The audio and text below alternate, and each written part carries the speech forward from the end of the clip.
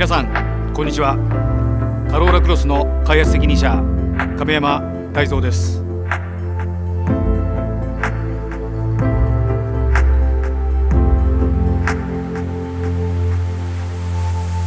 この車はカローラミーツ SUV をコンセプトに開発されました。このカローラの新しい家族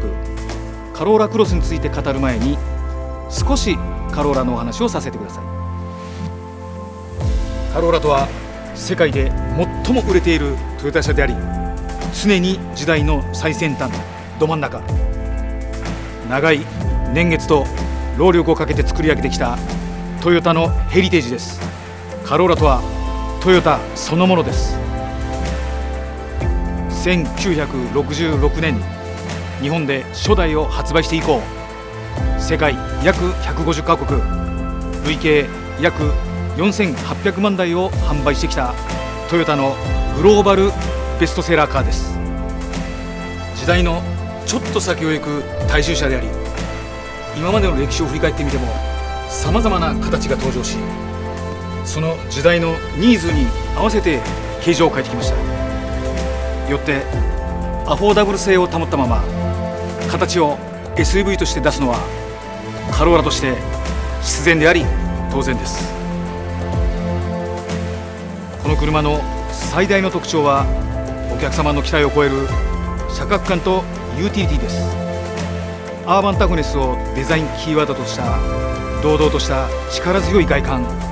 特にワイドスタンスには自信があります。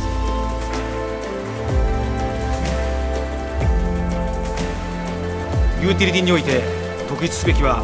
500リットルに迫るクラストップレベルのラゲージスペースです。そして大開口による乗降性の良さ、十分なヘッドクリアランス、テンライト採用による視認性の良いキャビンです。安全装備、環境性能についてはカローラファミリーが備える DNA を引き継いでいます。そして新たな魅力ある走りにもこだわりが詰まっています。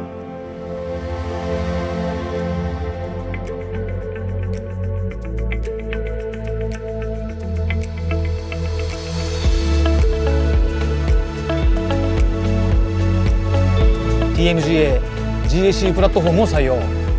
新開発トーションビームサスペンションによる乗り心地、フラットな走りは素晴らしい仕上がりです。キャビン空間も含め快適さにはとことんこだわりました。もちろん走りの楽しさや必要十分な空間が満たされているだけではなく、お客様の好奇心を刺激し、新しいことにチャレンジする気持ちを呼び覚まし、それら